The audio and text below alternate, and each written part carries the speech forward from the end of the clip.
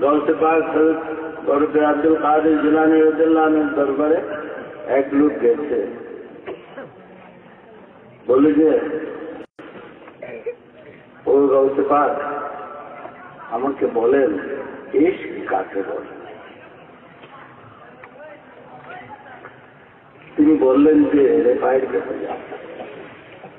সৈয়দ আহমদ আল কবির রেফাই রাদিয়াল্লাহু আনহু তার কথা বলে দিলেন। তার তিনি কে? তিনি যখন মদিনা শরীফে গেলেন, রওজা মুবারকের কাছে সালাম দিলেন, আসসালাতু ওয়াসসালামু আলাইকা ইয়া জাদ্দি ইয়া রাসূলুল্লাহ। ওগো নানা জান, ওগো আল্লাহর রাসূল, আপনাকে সালাত সালাম দিয়ে বললেন, আমি তো সবসময় বাড়ির থেকে সালাম সালাম দেই আপনাকে, আজকে আপনার কদম মোবারকে আমি হাজির হয়ে গেছি, আপনি দয়া করে আপনার ডান হাত মোবারক বের করে দেন, আমি চুমু খেতে চাই, আমি চুমু খেতে চাই আপনার দস্ত মোবারকে, পবিত্র হাত মোবারক।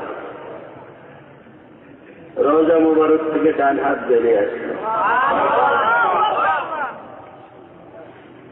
তখন সমস্ত পৃথিবীতে একটা ঝলক, আলোর ঝলক হয়ে গেছে। তখন মদিনা শরীফের হেরেম শরীফে ৯৯,০০০ প্রায় ১,০০,০০০ লোক তখন উপস্থিত ছিলেন, এবং গৌসে পাক রাদিয়াল্লাহু আনহু সেই সময় উপস্থিত ছিলেন।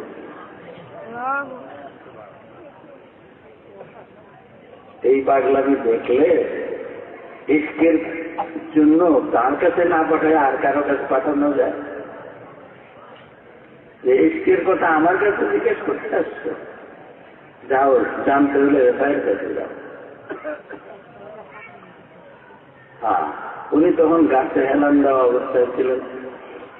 তখন বলতেছে, ওগো আল্লাহর ওলি, ইশক কাকে বলে আমি একটু জানতে চাই। হঠাৎ আগুন ধরে গেল গাছে, গাছ জ্বলে গেল, রেফাই জ্বলে নাই। বলে, দেখছো ইশক কাকে বলে? দেখো, দেখলে? এই জন্যই কথা আমার রেফায়েতের মুর্শিদকে